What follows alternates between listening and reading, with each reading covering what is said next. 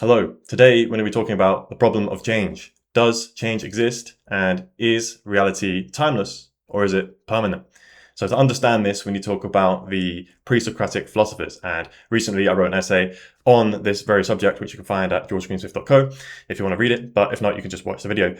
The pre-Socratic philosophers haven't really been getting a lot of love online, and I thought I would take it upon myself to speak about it in video format for those who are philosophically inclined enough to want to actually understand this sort of thing. So to understand change then, we need to talk about first Parmenides. Now, Parmenides was one of the first philosophers who moved from pure observational based argumentation to logical argumentation. Okay, so he argued against change through something called the way of truth, which we'll get into detail on just a little bit later. And if change means moving between a state of what is to a state of what is not, then according to Parmenides, what is not cannot exist or cannot even be spoken about or thought of. It's not even a valid thought. Why? Because it doesn't have any attributes that we can attribute. Attributes doesn't have any attributes. Yeah, that's probably the best way of putting it. So this is called the identity thesis. Okay, so that's not. It's like you probably won't hear it being called that in your philosophy lectures, but in the academic research, a lot of people refer to it as the identity thesis, and that's what we're going to be talking about today. So if you hear me say identity thesis, that's what I'm talking about. So what is not, then, is nothing, right? It doesn't have any attributes. We cannot assign qualities to it. So at least in the logic of Parmenides, okay? So we need to remember that. So in his logic, then, something cannot come from nothing, right? Whereas we actually know now that something actually can come from nothing because the Big Bang, whatever. But that's besides the point. So the conclusion here for Parmenides is that change is impossible and reality is just this permanent, timeless block. It's almost, I won't go as far to say he's taking the side of determinism because that's again debatable. But essentially, to him, time is illusory, and we're going to dive into the details of this way of truth and this identity thesis a little bit later on, but that's just sort of a little brief intro. Okay, Heraclitus then is the second person we need to understand. Heraclitus argued the opposite. Okay, he argued that everything is in a constant state of flux. It's constantly moving, constantly changing. We see this in Buddhist ideology as well. The Korean is Jae-Musang. Like every movement is not constant. Every doing is not constant. But that's beside the point. Heraclitus says, you cannot step into the same river twice. Why? Not only because not only because the river's moving, right, and the water is just moving along, but the person stepping into the river is no longer the same person he was when he stepped in the river, because time exists and the state of flux is changing who he is. You're not the same person as you were a minute ago, 5 minutes ago, etc. Right? So change then is not accidental, but it's fundamental to reality. Okay, it doesn't just, it's not just something that happens. It is the baseline of everything. And Parmenides then, he's sacrificing experience for logical consistency according to his logic, right? Which again we now know is probably flawed, right? But Heraclitus is preserving change while still trying to explain this sort of universal unity, right? He's trying to explain this sort of fundamental order of how the world works, sort of metaphysics.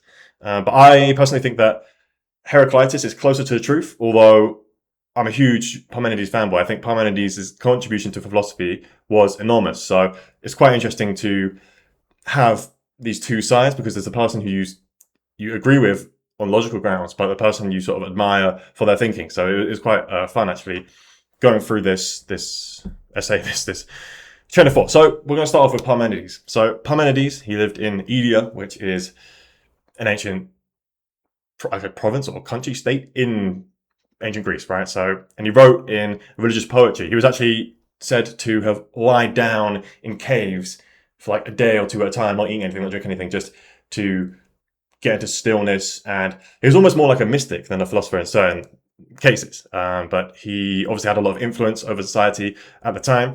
And his philosophy is presented as this revelation from some goddess. So those of you who read on Nature by Parmenides, you'll find out that he, is dragged from the overworld into the underworld in this sort of religious prowess, sort of this text that resembles a religious parable. It's quite interesting to read. So he, like I said earlier, came up with the idea of the way of truth, which, if you want to put it in one sentence, would be what is, but nothing it is not. So what is, we can say it has attributes, and therefore we cannot say it's nothing. We cannot say it's attributeless, I suppose, right? So what is all there is, and it's all that there ever will be. There is no past or future. There just is what is. It is what it is. If you go for the meme, right? Present moment, what is. That's the way of truth, at least, to Parmenides, right? So the way of truth. Now, the goddess in the poem, and I'm going to try and skip a load of detail because I don't want to make an hour-long video analyzing the poem, but the goddess is essentially, she presents Parmenides, or the man in the poem, which we are taking to be Parmenides, with two ways of inquiry. One is the way of truth, like I just said, only concerned with what is, and it leads to genuine truth, genuine knowledge, right? And the other one is the way of opinion, also called doxa. I think that's how I pronounce it. It's a Greek word. And it's based on, ordinary human thinking, and it's assuming that both being and non-being are things or sort of exist. So, for example, saying that is what is and that is what is not, like actually being, I suppose, being dualistic in your categorization of being, right? And that, according to the poem, leads to error, leads to the false road, pushes you away from truth. So essentially his argument against change is that what is not cannot be identified because it doesn't have any attributes. It's not even a possible thought. Like, how can you think about something that has nothing, it has no attributes? Like, for example, if it had attributes, it would have to be something rather than nothing. Like, every thought relates to something outside of itself, in a sense. So nothing just doesn't. It's just invalid. It's an invalid concept. Whereas change, as we know, requires. I'm trying to not use the word change, but a change in state from what it is to what is not. What is has to become what is not in some respect. Maybe it's not the full extremities of that sort of spectrum, but according to this logic, then change would be impossible, right? How can we go from the thing what is to what is not if what is not is not a possible state because there is no attributes? You see the logic there. So according to him, then reality must be unchanging and it must be permanent. And this permanent reality, or this truth, the true reality, he calls the one. So he literally describes it in the cosmology that it's a perfect sphere, equal sphere, I should say, not spear, equal in every direction, and it's indivisible, eternal, and inaccessible to the senses. So you cannot perceive it in experience in our mortal lives down here. It's a ultimate reality that is perfect, indivisible, and eternal, right? So that's quite interesting because it relates to the idea of absolute truth that we hold. Certain philosophers hold that, relative truth exists only as a transient sense experience, whereas the absolute truth is eternal, everlasting, and is sort of this grander awareness or consciousness. But yeah, the one is essentially what he's describing as this sphere, and what is not, right, in the text, he describes it as outside the sphere, literally beyond the sphere of reality. So it's quite interesting. He describes it. He describes this cosmology, although it's very strange. You might ask, why does Parmenides describe mortal cosmology to other mortals? Surely, if there's only one way of truth, why do we need to hear about all these details of how things look and how things are? Well, the goddess said to him that in order to convince other mortals, he needs to speak in the language of mortals and convince them, sort of win them over, if that makes sense. So that's why we get this detailed cosmology. So there's another point I found interesting was there's the two-headed mortals, right? So there's the goddess in the poem criticizes people who accept both being and non-being to be true at the same time as two-headed mortals because they're trying to look both ways, and you can't have it both ways. Although, again, I don't want to make claims to that are out of my league, but modern science, quantum physics, quite literally is you have a 1 and a 0 and you look at it and it changes to a 1 or changes to a 0 when you look at it. So you sort of can have it on and off both ways, but that's sort of outside the spectrum of this video, and I probably shouldn't have said that. They're misled by sensory experience into contradiction. So two-headed mortals, they rely too much on their senses. They believe what's in front of them. They believe too much in the relative experience, which actually is very good. It's just that the logic doesn't hold up. So interpreting Parmenides, then, you can have the scholars who did sort of academic reports, and the extra writing around Parmenides, I should say, is split into multiple, but I'm just going to cover two for now. And one of them is the strict monist interpretation. So monism is essentially saying that reality is only made of one singular substance or one singular thing. And in Parmenidean philosophy, the only thing that truly exists is the one, right? The true reality, the way of truth, right? So reality is this single, unchanging entity, right? So that's the strict monist interpretation. Other people have interpreted him along the logical dialectical interpretation, right? So, like I said earlier, thoughts must refer to something outside of themselves, but non-being doesn't have a reference point. So non-being then is a non-meaningful concept, right? It's just, his whole philosophy is targeting the idea that non-being is invalid, right? So there's a few possible weaknesses with that Parmenides may be just confusing negation with difference. So if I said something is not beautiful, it doesn't necessarily mean that it's ugly, right? So negation is not necessarily difference, okay? But non-being could just simply mean, other than nothingness, right? So it doesn't have to be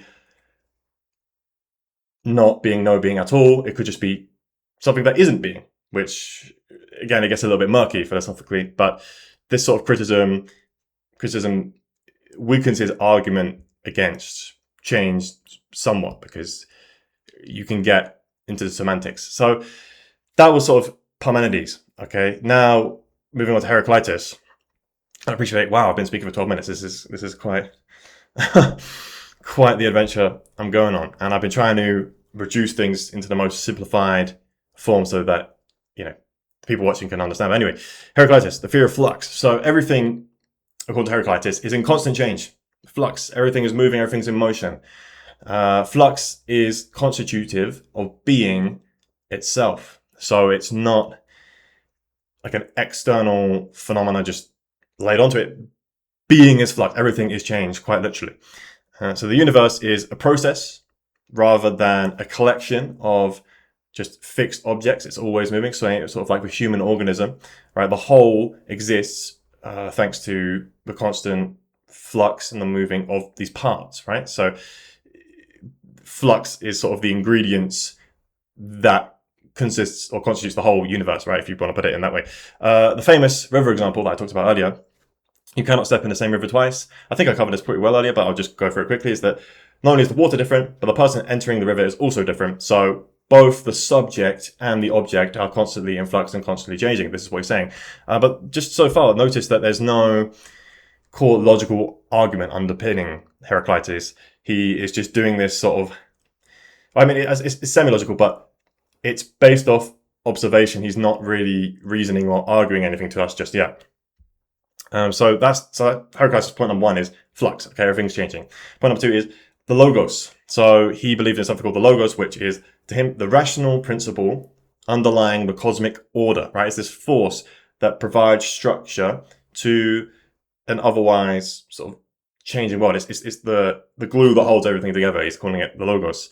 And change, in his eyes, is downstream of this order rather than just being a chaotic mess. That it's following the logos, if that makes sense. So it's the logos would be the order of the universe or reality, I suppose. I would like to actually read a little bit more on that, so we'll just gloss over that for now. But so the third piece is to Heraclitus.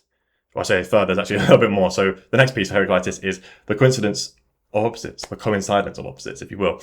So opposites exist together under this law of the logos, right? So examples might be dead, alive, awake and asleep, day and night, hot and cold.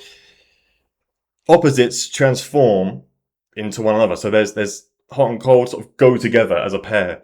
Alive and dead go together as a pair. These are sort of coincidence of opposites under the logos in this world full of change, this force of change, this flux. Now, the opposites, when they collide together, they are in strife. Okay, they must struggle against each other. So hot has to win out of cold, and cold wins out over hot, and day becomes night, etc. Right? So Heraclitus is calling this strife, and strife is necessary in his eyes for balance and change in the whole cosmos. Because let's think about war, for example. We need war. War is probably the most prominent example of change, right? So side A winning over side B, then side B attacking side A or side C. This motion, okay, this motion is reliant on the coincidence of opposites, right? And lastly, or not lastly, the next piece to his puzzle is fire. Now, I appreciate Heraclitus is really hard to follow. I'm sort of piecing all these bits together and it doesn't really sound all that logical. If you ever read Heraclitus, you'll understand why. It's all just a bunch of fragments which are really absurd and obscure. Now, apparently the reason he did this is because he wanted not to tell people directly, but to lead educated people to the source by letting them think for themselves. He wanted to sort of let people contemplate and understand his ideas. But unfortunately, because not many of the fragments survive, it leads to a complete mishmash, and we're even not entirely sure what his philosophy is 100%. So this is sort of picking from the litter that is left in his book, also called On Nature, by the way, which he deposited in the temple of, I think it was Artemis. I forget the name. It begins with an A. And he hid it away in there out of the public eye, and only sort of his disciples were allowed to read it. But anyway, that's some extra context,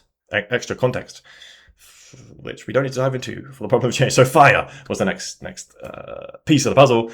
Fire, to him, it symbolizes continual transformation. So sort of the physical form of this change, the best representation of the change would be fire, right? Because it's constantly burning and changing, and it represents this sort of exchange between the opposites and this motion. So it could be like the literal arche, or it could be a symbol of change itself. Like, we don't know whether he literally meant the physical form of fire to be what he believed was the physical manifestation of change, or if it's just a symbolism, right? So the arche, by the way, the word I just used was, you'll see in my last video, in my last paper, that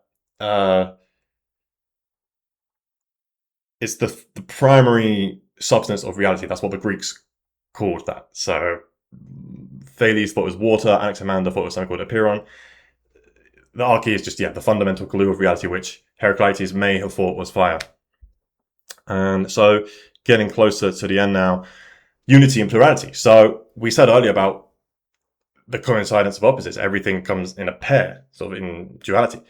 But not only is every opposite pair interconnected with all of the other pairs, which is how Heraclitus might define unity, unity also implies plurality. Okay, so here's a quote from him that says, I would say, out of all things there comes a unity, and out of unity all things. One forms the many, but many also forms the one. So he's sort of reconciling monism with pluralism.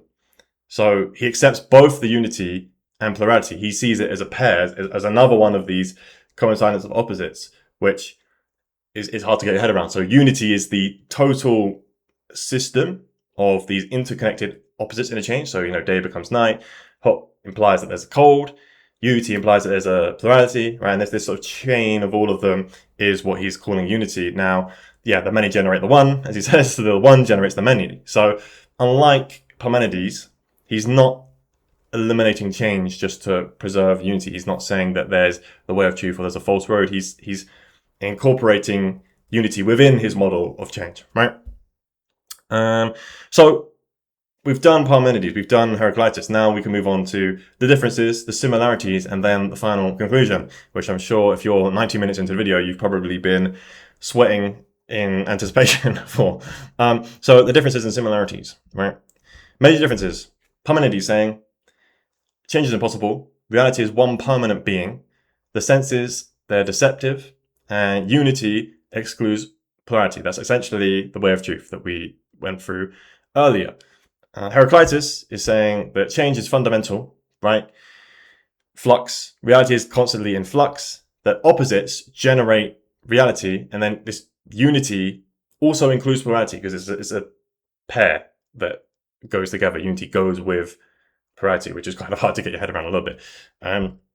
The similarities are that both are seeking this unified sort of explanation of reality. They both want reality to be a unity as opposed to a plurality. They both favor rational inquiry over simple observation. Now, the case for rational inquiry for Heraclitus is that, I said earlier, he was a favor of wisdom, and there are passages on nature in his book that say he prefers. He said something. He was criticizing Pythagoras, where saying that knowing many things doesn't mean much if you don't have any wisdom, right? Which I mean, fair enough. Whereas for the rational inquiry piece for Parmenides is that the way of truth can only be accessed through rationality. It cannot be felt or observed through the senses. So Parmenides is basically saying that the world we're living in is illusory. There's this one absolute, the one truth that is beyond the senses, right? So both of them, are just critical of the senses themselves, and they heavily influenced philosophers who came later, like Plato and Aristotle, who took bits and pieces from their works, particularly Parmenides, which is pretty cool. So the conclusion then is that Parmenides is asking whether change is logically possible, and he makes the case with the identity thesis. Whereas Heraclitus is more asking how change can be sort of intelligible. Now, Parmenides achieves logical consistency just by denying change. He says, what is, and nothing it is not. Therefore, being, or I should say non-being, is not a thing. It's just, we can't even think that thought. It's just an invalid concept. Whereas Heraclitus preserves both unity and change through his sort of model of everything is in flux, the logos is holding this together. So I should say he preserves unity and change through the logos. Now Heraclitus ultimately then, to me, provides a more convincing solution because he explains change without sort of denying this world of experience. It's a lot easier to convince me, at least, of change when we don't have to completely abandon the senses and it is somewhat observable in the real world. I think with Parmenides, the logic is quite hard to get your head behind because, well, what do we really mean by non-being? Yes, you can make the case that nothing has no attributes that you thought you can't think it, but we all know what we mean when we say nothing as well, right? So that piece I found a little bit hard to, or that didn't convince me very well, basically, is what I'm trying to say. So that's sort of wrapping things up in conclusion. I kind of ran through this, looking at my notes, and I was just going through, but writing this paper, I had quite a fun time of actually getting to understand these pre-Socratic philosophers. And if you somehow found some value in discussing this problem of change, then let me know your thoughts in the comment section. And this does actually sort of tie into free will and determinism. And right now I'm working on a piece that kind of dives into that a little bit. But I think Parmenides is really quite cool. His version of the truth, or I was going to say reality, is quite convincing. If you follow the logic and you disregard the fact that, okay, maybe he's not quite right, if you follow his argumentation, it's actually a very interesting, compelling argument. At least that's what I found. So I'd recommend anyone who's interested to read Parmenides, but I think that's going to have to be it for this video. The problem of change. Does change exist? At least in my view, I think Heraclitus has the more compelling solution that, yes, reality is impermanent. And I will add more thoughts to that later as I discover more, because this is an ancient argument and we've got a lot more philosophy to get through to really get to the bottom of this. But yeah, hopefully that helped you understand a little bit about change reality and things that go on. So if you enjoyed, have a good one, and maybe go read the essay on my site and give me some feedback. Thank you very much. Have a good day.